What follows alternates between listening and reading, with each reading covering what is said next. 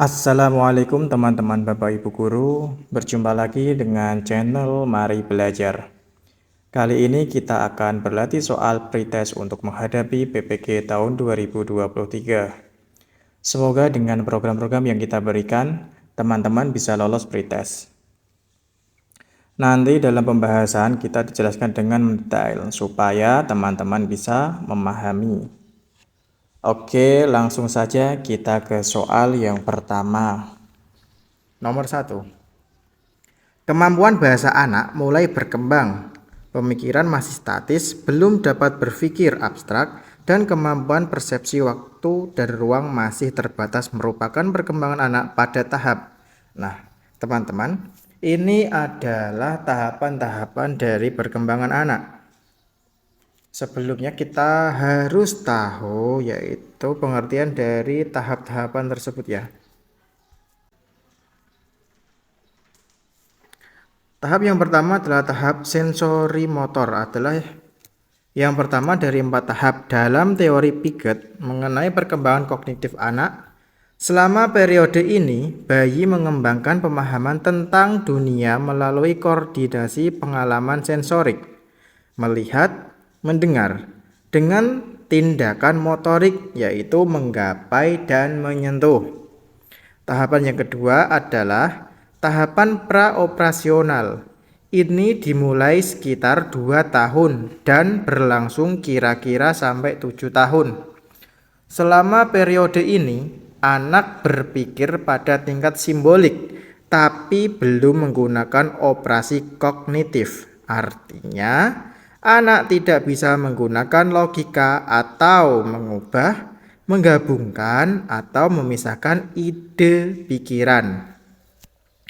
Pada tahap rasional konkret ini, si kecil cukup dewasa untuk menggunakan pemikiran atau pemikiran logis, tapi hanya bisa menerapkan logika pada objek fisik. Anak mulai menunjukkan kemampuan konservasi atau jumlah, luas, volume, dan orientasi. Nah, itu adalah pengertian-pengertian dari tahap sensori motorik dan tahapan praoperasional. Nah, kita lihat dari soalnya ya. Kemampuan bahasa anak mulai berkembang. Pemikiran masih statis, belum dapat berpikir abstrak. Kita ingat-ingat berpikir abstrak itu berarti merupakan dari tahapan apa ya? Ya ini, tahapan praoperasional. Coba teman-teman kita lihat tahapan praoperasional dimulai sekitar 2 tahun dan berlangsung hingga kira-kira 7 tahun. Selama periode ini, anak berpikir pada tingkat simbolik. Dari pemaparan tersebut berarti isinya adalah B, tahap praoperasional. Soal kedua.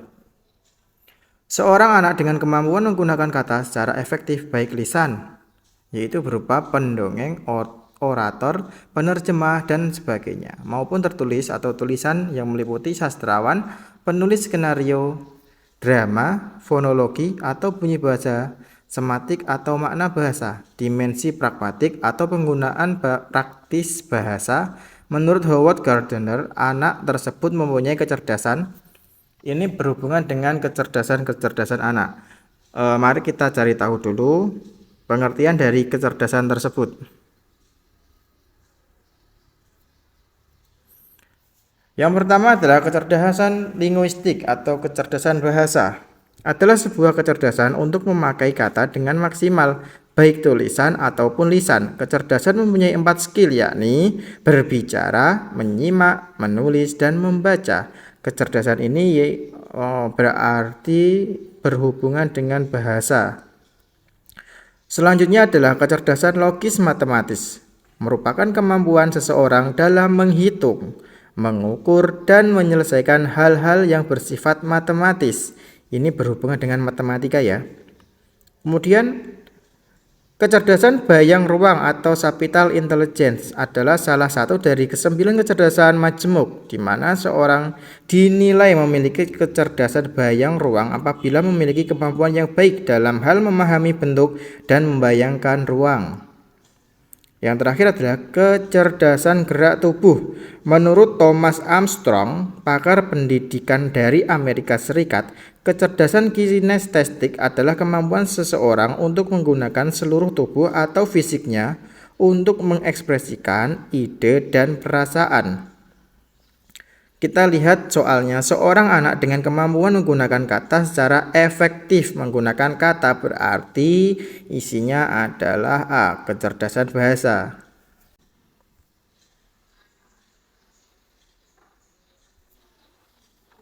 Nomor 3. Untuk mengetahui kemampuan awal peserta didik, seorang pendidik dapat melakukan A. Pengayaan materi pelajaran, B. Refleksi, C. Latar belakang peserta didik, D. Tes awal atau pre-test.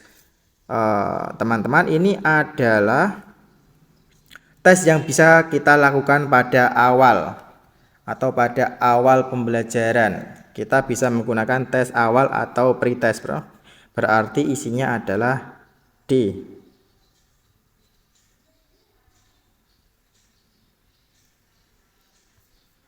Soal yang keempat. Dalam mengidentifikasi kasus kesulitan belajar dapat dilakukan dengan metode criterion reference yang bukan merupakan tahap metode CR adalah A. Menetapkan angka nilai kualitatif minimal yang dapat diterima, misalnya 5,0 dan 6,0. B. Membandingkan prestasi dari setiap siswa dengan angka nilai batas lulus tersebut. Secara teoritis, mereka yang angka nilai prestasinya berada di bawah lulus sudah dapat diduga sebagai siswa yang mengalami kesulitan belajar. C. Menganalisis kemampuan peserta didik. D. Menghimpun siswa yang diduga mengalami kesulitan belajar serta mencari siswa yang mengalami gejala terparah yang nilainya jauh di bawah siswa penderita kesulitan belajar lainnya. Kita cari yang bukan merupakan tahap metode CR. Berarti teman-teman harus tahu ya tahapan-tahapan dari metode CR. Apa itu metode CRT? Metode CRT adalah tes yang dirancang untuk mengukur seperangkat tujuan yang eksplisit. Ingat-ingat, untuk mengukur perangkat tujuan yang eksplisit. Dengan kata lain, CRT adalah sekumpulan soal atau item yang secara langsung mengukur tingkah laku yang dinyatakan seperangkat tujuan behavioral atau performance objektif. Nah, kalau itu adalah pengertian dari CRT, berarti kita identifikasi jawabannya terlebih dahulu ya. Yang A. Menetapkan angka nilai kualitatif minimal yang dapat diterima, misalnya 5,0 atau 6,0. Ini bisa. Yang B. Membandingkan prestasi dari setiap siswa dengan angka nilai batas lulus tersebut. Secara teoritis, mereka yang angka nilai prestasinya berada di bawah lulus sudah dapat diduga sebagai siswa yang mengalami kesulitan belajar. Ini juga benar. Yang C. Menganalisis kemampuan peserta didik. Ini kurang benar. Dan yang D.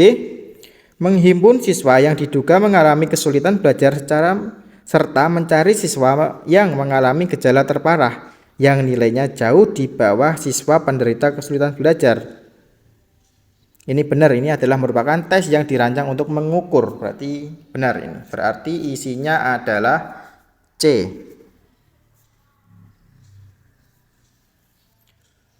Soal selanjutnya, soal yang kelima. Dalam kompetensi pedagogik, guru menguasai teori belajar dan prinsip-prinsip pembelajaran yang mendidik. Dalam prinsip pembelajaran yang mendidik, guru harus ingat-ingat dalam prinsip pembelajaran yang mendidik. Ini pembelajaran yang mendidik ya. Berarti kita pilih dulu jawabannya. A. Melaksanakan proses pembelajaran sesuai jadwal. Ini benar tapi kurang benar. B. Menerapkan berbagai pendekatan strategi metode dan teknik pembelajaran yang mendidik secara kreatif dalam mata pelajaran yang diampu. Ini benar. Kita lihat dulu yang C, menggunakan strategi pembelajaran. Hanya strategi pembelajaran ini benar, tapi kurang benar. D, hanya menggunakan teknik pembelajaran. Ini malah hanya tekniknya saja. Berarti kita cari jawaban yang paling baik, yaitu jawaban B.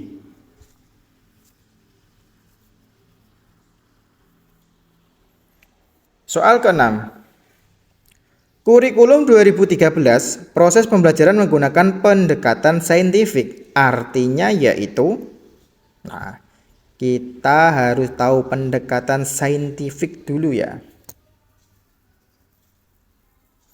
Pendekatan saintifik adalah proses pembelajaran yang dirancang sedemikian rupa agar peserta didik secara aktif mengkonstruksi konsep, hukum, atau prinsip melalui tahapan kegiatan mengamati, merumuskan masalah, mengajukan atau merumuskan hipotesis, mengumpulkan data dengan berbagai teknik. Berarti pembelajaran saintifik adalah pembelajaran yang dirancang supaya anak-anak ini bisa lebih aktif dalam pembelajaran. Berarti kita identifikasi dulu jawaban yang ada. Yang A, kurikulum harus mengandung hal-hal baru sehingga dapat membantu siswa untuk dapat mengembangkan setiap potensi yang dimilikinya. Ini benar.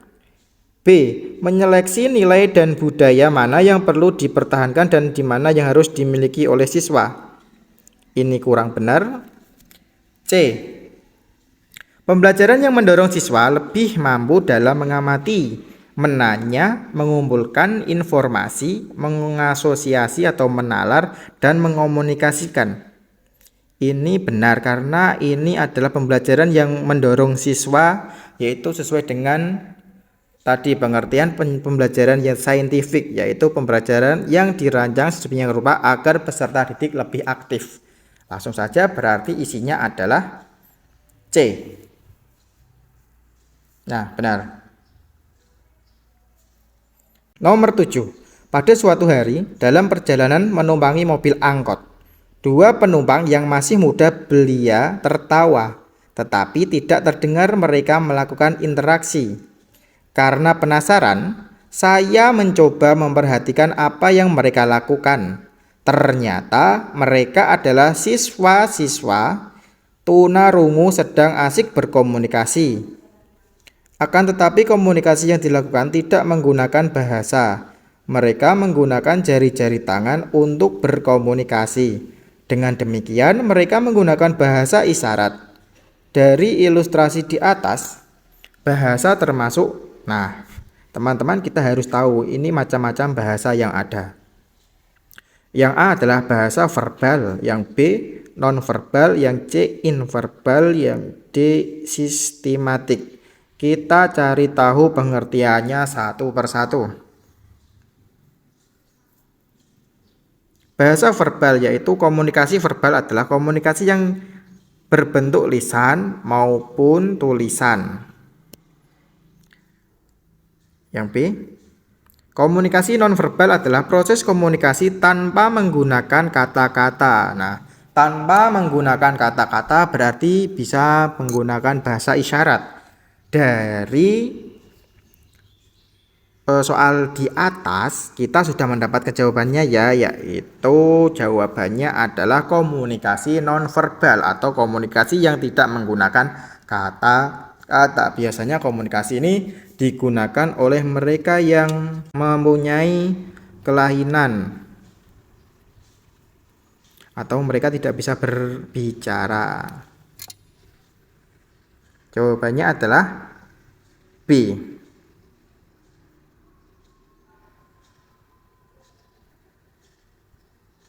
Nomor 8. Manfaat penelitian tindakan kelas (PTK) adalah 1. Meningkatkan proses belajar mengajar.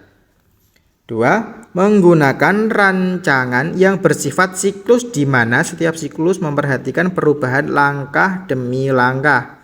Dan yang ketiga, mencakup proses refleksi dan partisipatif. Kecuali di sini berarti kecuali A. Meningkatkan proses belajar mengajar. B. Menggunakan rancangan yang bersifat siklus. C. Mencakup proses refleksi. D. Menggunakan metodologi terbaru. Di sini yang tidak bisa digunakan berarti ya. Yang tidak dilakukan. Kan itu soalnya kecuali berarti apa ya? Yang A. Meningkatkan proses belajar mengajar, ini benar. Yang B. Menggunakan rancangan yang bersifat siklus, benar. Yang C. Mencakup proses refleksi, ini juga benar. Yang D. Menggunakan metodologi terbaru.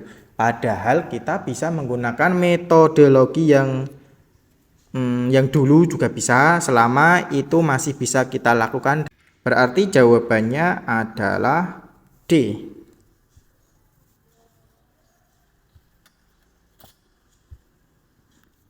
Nomor 9. Masyarakat Indonesia terdiri dari berbagai suku dengan bahasa yang berbeda-beda. Maka akan sulit berkomunikasi kecuali ada satu bahasa pokok yang digunakan. Maka dari itu digunakanlah bahasa Indonesia. Hal ini, bahasa Indonesia memiliki kedudukan dan fungsi. Teman-teman, kita cari tahu terlebih dahulu fungsi dari bahasa Indonesia itu tersendiri. Bahasa Indonesia kedudukannya sebagai bahasa nasional atau bahasa yang berfungsi sebagai lambang kebanggaan, kebangsaan, identitas nasional, alat perhubungan antar warga, antar daerah, antar budaya, alat pemersatu suku, budaya, dan bahasa di Nusantara. Sedangkan dalam kedudukannya sebagai bahasa negara, bahasa Indonesia berfungsi sebagai bahasa resmi kenegaraan. Bahasa Indonesia ini dijadikan sebagai bahasa resmi kenegaraan ya, dan bahasa pengantar pendidikan, alat perhubungan tingkat nasional, dan alat pengembangan kebudayaan, ilmu pengetahuan, dan teknologi. Soalnya yaitu masyarakat Indonesia terdiri dari berbagai suku, bangsa, bahasa yang berbeda-beda, maka akan sulit berkomunikasi ya. Sulit berkomunikasi karena perbedaan suku. Berarti jawaban yang benar adalah kedudukan bahasa Indonesia ini sebagai alat perhubungan. Nah, yang C ya.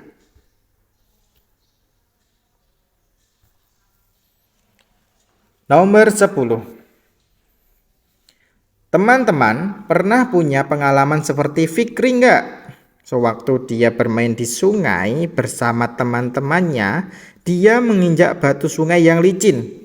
Akibatnya dia terpeleset dan biur, jatuh deh ke sungai. Wah, asik ya bermain di sungai. Teman-teman tahu nggak mengapa batu di sungai halus dan licin, sedangkan batu-batu di darat banyak yang kasar? Begini penjelasannya, simak ya. Dalam bacaan di atas menggunakan ragam bahasa, teman-teman juga harus tahu macam-macam ragam bahasa. Ragam bahasa itu ada ragam bahasa resmi, ragam bahasa baku, ragam tidak baku, dan ragam bahasa daerah. Teman-teman harus tahu pengertiannya ya. Nah, ini ragam bahasa resmi adalah ragam bahasa yang bisa digunakan dalam suasana resmi atau formal, misalnya surat dinas, pidato, dan makalah atau karya tulis. Kemudian ragam bahasa baku adalah ragam dan diakui oleh sebagian warga masyarakat pemakainya sebagai bahasa resmi dan sebagai kerangka rujukan norma bahasa dalam gunaannya. Kemudian ragam bahasa tidak baku. Ragam bahasa tidak baku adalah ragam yang tidak dan ditandai oleh ciri-ciri yang menyimpang dari norma ragam baku. Nah, ini adalah 3 pengertian dari ragam bahasa. Ada ragam bahasa resmi, ada ragam bahasa baku, dan ada ragam bahasa tidak baku. Dari bacaan di atas, kita dapat mengidentifikasi kalau bacaan tersebut menggunakan ragam bahasa yang Ya, benar, tidak baku. Di situ ada kata-kata enggak. Contohnya teman-teman pernah punya pengalaman seperti Fikri enggak? Seharusnya kan teman-teman pernah punya pengalaman seperti Fikri atau tidak gitu yang baku ya. Berarti isinya adalah C. Nomor 11, harga 2 koper dan 5 tas adalah 600.000. Sedangkan harga 3 koper dan 2 tas adalah 570.000. Harga sebuah koper dan tas adalah kita akan mencari harga 1 koper dan 1 tas. Oke, langsung saja caranya begini. Kita misalkan terlebih dahulu yang koper dan tas. Koper kita misalkan dengan X dan tas kita misalkan dengan Y. Caranya kita samakan terlebih dahulu.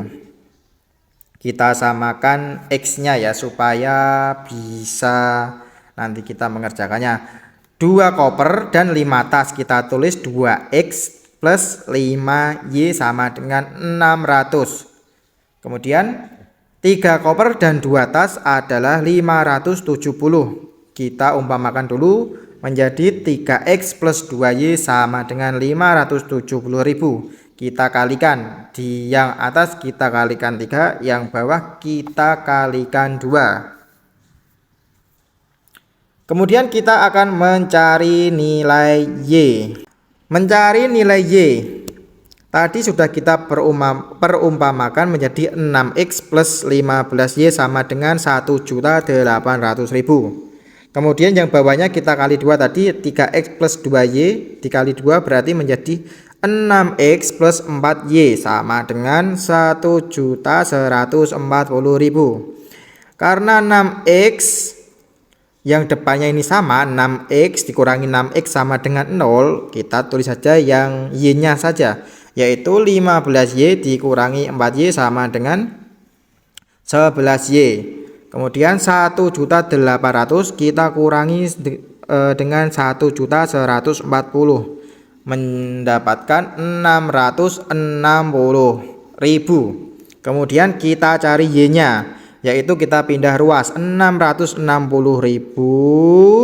kita bagi dengan 11 sama dengan Y sama dengan 60.000. Kalau Y-nya sudah ketemu, maka kita akan mencari X. Kita akan mencari nilai X. Kita menggunakan yang harga 2 koper ya. 2 koper dan 5 tas itu kan 2X plus 5Y sama dengan 600.000. Kita masukkan Y-nya 2X plus 5 dikali 60.000 sama dengan 600.000. Bawahnya 2X plus 5 dikali 60.000 kan menjadi 300 sama dengan 600.000. 2X sama dengan kita pindahkan ruas yang 300.000 menjadi min 300.000. Berarti 2X sama dengan 600.000 dikurangi 300.000 sama dengan 300.000. 2X-nya itu sama dengan 300.000 ya. Setelah itu kita mencari nilai X dengan cara 300.000 dibagi 2, yaitu menjadi 150.000. Jadi di sini sudah ketemu Y sama dengan 60.000 dan X-nya 150.000. Sehingga kita langsung saja mencari harga sebuah koper dan tas, berarti dijumlahkan, yaitu harga koper dan harga tas. Soalnya salah ya, harga sebuah koper dan 2 tas itu soalnya seharusnya. Harga sebuah koper dan 2 tas. Maaf soalnya salah. Yaitu X plus 2Y. Kita masukkan X-nya yaitu 150.000 plus 2 kali Y. 2 kali Y sama dengan 120.000. Berarti 150.000 ditambah 120.000 sama dengan 270.000. Jadi harga sebuah koper dan 2 tas adalah 270.000. Isinya yang benar adalah B. Oke.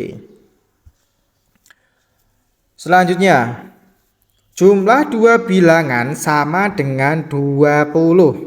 Jika hasil kali kedua bilangan itu sama dengan 75, maka bilangan-bilangan tersebut adalah, nah teman-teman jika menemukan soal seperti ini nggak usah bingung, karena sebenarnya soal seperti ini bisa kita kerjakan dengan mudah. Oke, teman-teman simak ya.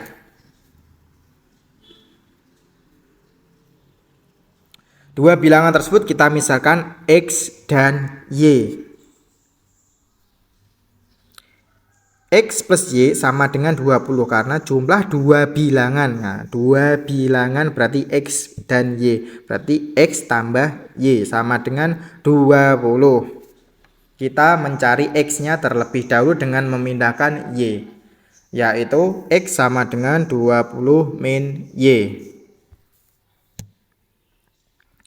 Kemudian kalimat yang kedua, jika hasil kali kedua bilangan itu sama dengan 75, berarti kan dikali X dikali Y sama dengan 75. Kita masukkan X-nya tadi, X-nya kan 20 min Y, berarti 20 min Y dikali Y sama dengan 75. Kita mendapatkan hasil 20Y min Y kuadrat sama dengan 75. Y kuadrat 75-nya kita pindah ruas ke depan menjadi 75 ya. Y kuadrat min 20Y plus 75 sama dengan 0. Nah ini kita kembalikan lagi menjadi Y min 5 dikali Y min 15 sama dengan 0. Ini sudah ketemu. Y min 5 sama dengan 0, Y1 sama dengan 5, Y min 5 sama dengan 15, Y min 15 sama dengan 0, Y2 nya berarti 15, Y1 nya sudah ketemu 5 dan Y2 nya 15. Kita masukkan kita mencari X nya lagi, kemudian kita mencari X nya. X sama dengan 20 min Y, ini X yang atas ini ya. 20 min Y1. Y1 nya berapa tadi? 5. Berarti X sama dengan 20 min 5 sama dengan X sama dengan 15. Kemudian kita masukkan menggunakan Y2. X sama dengan 20 min Y2. Y2 nya berapa tadi? Yaitu 15. Berarti X sama dengan 20 min 15. Menjadi X sama dengan 5. Berarti isinya apa? Dari kombinasi tersebut maka dua bilangan tersebut adalah 5 dan 15. Jawabannya adalah B. Ini sedikit membingungkan ya teman-teman, tapi teman-teman bisa memahami, bisa melihat ini cara yang ini teman-teman pahami ya, supaya dengan mudah untuk mengerjakan soal-soal yang seperti ini. Nomor 12. Novi mengendarai mobil dari kota Semarang menuju Blora dengan kecepatan 40 km per jam. Sedangkan Ima mengendarai mobil dari Blora menuju Semarang dengan kecepatan 60 km per jam. Jika jarak kota Semarang dengan Blora adalah 125 km dan mereka berangkat pada pukul 07.00, maka pada pukul berapa mereka akan berpapasan? Yang ditanyakan pada pukul berapa mereka berpapasan, maka kita menggunakan rumus. Untuk menentukan waktu berpapasan ketika dua buah objek saling mendekati dari arah berlawanan pada waktu yang sama adalah menggunakan rumus ini. Waktu berpapasan sama dengan jarak total dibagi kecepatan 1 plus kecepatan 2. Diketahui, Novi berangkat dari Semarang ke Blora dengan kecepatan 40 km per jam. Ima berangkat dari kota Blora ke Semarang dengan kecepatan 60 km per jam. Jarak kota Semarang dan Blora adalah 125 km. Waktu mereka berangkat adalah pukul 7. Yang ditanyakan, tentukan waktu saat mereka akan berpapasan. Langkah yang pertama, waktu berpapasan antara Novi dan Ima adalah, rumusnya begini. Waktu berpapasan sama dengan jarak total dibagi kecepatan Novi plus kecepatan Ima. Kita masukkan angkanya. Waktu berpapasannya yaitu jarak totalnya 125 km dibagi 40 km plus 60 km.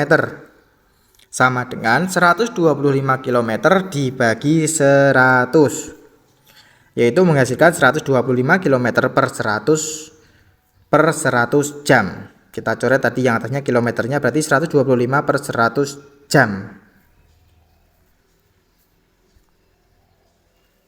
Nah, waktu berpapasannya berarti 5 per 4 jam. 5 per 4 jam itu berapa jam ya? Kita sederhanakan menjadi 1/4 jam. Langkah yang kedua, waktu berpapasan antara Novi dan Ima adalah 1/4 jam. 1/4 jam kita rubah menjadi menit menjadi 1 jam 15 menit. Langkah yang ketiga, jadi Novi dan Ima akan berpapasan pada pukul 07 plus 1 jam 15 menit, berarti menjadi 08 lewat 15 menit. Nah teman-teman, gampang kan? Ini dipahami juga supaya teman-teman tidak lupa rumusnya ya. Berarti di sini isinya adalah B.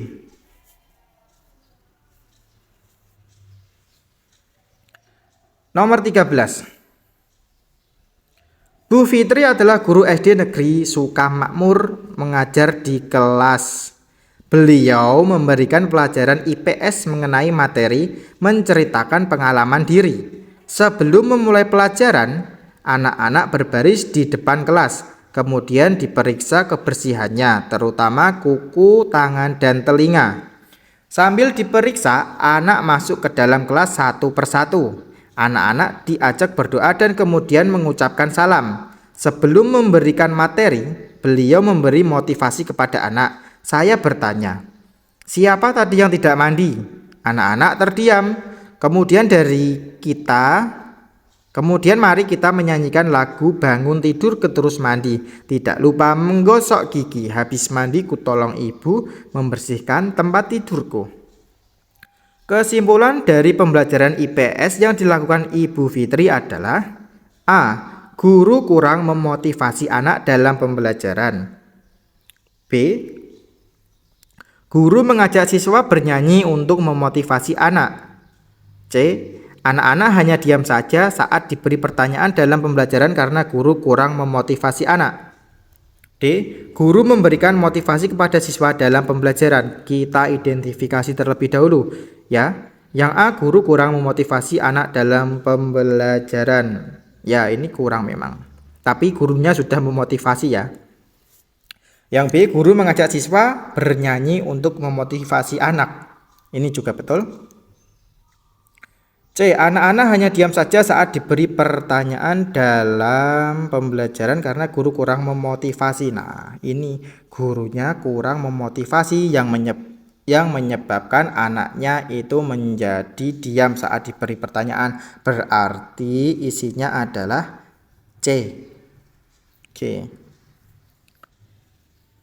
Nomor 14. Bangsa Indonesia memiliki ratusan suku bangsa beserta adat dan budayanya masing-masing. Suku mempunyai keunikan tersendiri yang merupakan kekayaan budaya nasional. Berikut ciri-ciri salah satu suku yang ada di Pulau Jawa. Ingat, suku yang ada di Pulau Jawa, ini kata kuncinya. Ciri-cirinya: tidak diperkenankan menggunakan kendaraan untuk sarana transportasi. Tidak diperkenakan menggunakan alas kaki. Larangan menggunakan alat elektronik. Pintu rumah harus menghadap utara, selatan atau selatan. Suku tersebut adalah suku apa? A. Suku Asmat. B. Suku Bugis. C. Suku Baduy. D. Suku Dayak. Teman-teman, kalian harus tahu ciri-ciri dari suku-suku yang ada di Indonesia. Mari kita cari tahu terlebih dahulu ya. Suku Asmat secara keseluruhan mereka mempunyai warna kulit dan juga rambut yang cenderung gelap. Ini adalah ciri-ciri dari suku Asmat. B. Suku Bugis merupakan salah satu suku bangsa yang tinggal di Pulau Sulawesi. Nah, ini salah ya, karena soalnya tadi adalah ciri-ciri suku yang ada di Pulau Jawa, berarti yang B salah. Karena suku Bugis itu terletak di Pulau Sulawesi. Yang C, suku Baduy. Suku Baduy adalah salah satu suku yang berasal dari Banten. Suku Baduy terkenal sebagai suku yang menolak modernisasi dan sangat menjaga warisan adat serta tanah nenek moyang mereka. Nah, benar. Ini adalah suku yang berasal dari Banten. Banten ini berada di Pulau Jawa. Dan suku Baduy itu sudah dikenal sebagai suku yang menolak modernisasi dan sangat menjaga warisan adat serta tanah nenek moyang. Berarti isinya adalah C. Sedangkan suku Dayak adalah suku bangsa atau kelompok etnik yang mendiami pedalaman Pulau Kalimantan. Teman-teman, suku Asmat tadi mempunyai ciri-ciri warna kulit dan juga rambut yang cenderung gelap. Suku Bugis itu terletak di Pulau Sulawesi, suku Baduy terletak di Pulau Jawa, dan yang suku Dayak itu terdapat di Pulau Kalimantan. Berarti sudah jelas jawabannya adalah C. Soal yang ke-15. Pada pembelajaran IPS kelas 5 dengan materi perjuangan bangsa Indonesia melawan penjajah, Pak Ridwan ingin menyajikan pembelajaran yang menyenangkan dan mudah diingat serta dimengerti oleh anak didiknya. Media apa yang harus digunakan Pak Ridwan? Ini media yang bagus dan mudah dimengerti oleh peserta didik, yaitu media apa? Pilihannya adalah A. Video, B. Slide, C. Corel Draw, D. Radio. Teman-teman, ini jawabannya adalah yang A. Kenapa kok A? Nah, kelebihan dari media video adalah dapat mengefisiensikan waktu, ruang, dan pesan yang ada di dalam materi pembelajaran sehingga siswa dapat mengomunikasikan materi pembelajaran yang disampaikan pendidik dengan cepat. Teman-teman, isinya berarti adalah A. Baiklah teman-teman, Bapak Ibu Guru, semoga dengan latihan soal pretest PPG PGSD tahun 2023 ini kita bisa lulus dengan nilai yang memuaskan. Amin. Cukup sekian. Wassalamualaikum warahmatullahi wabarakatuh.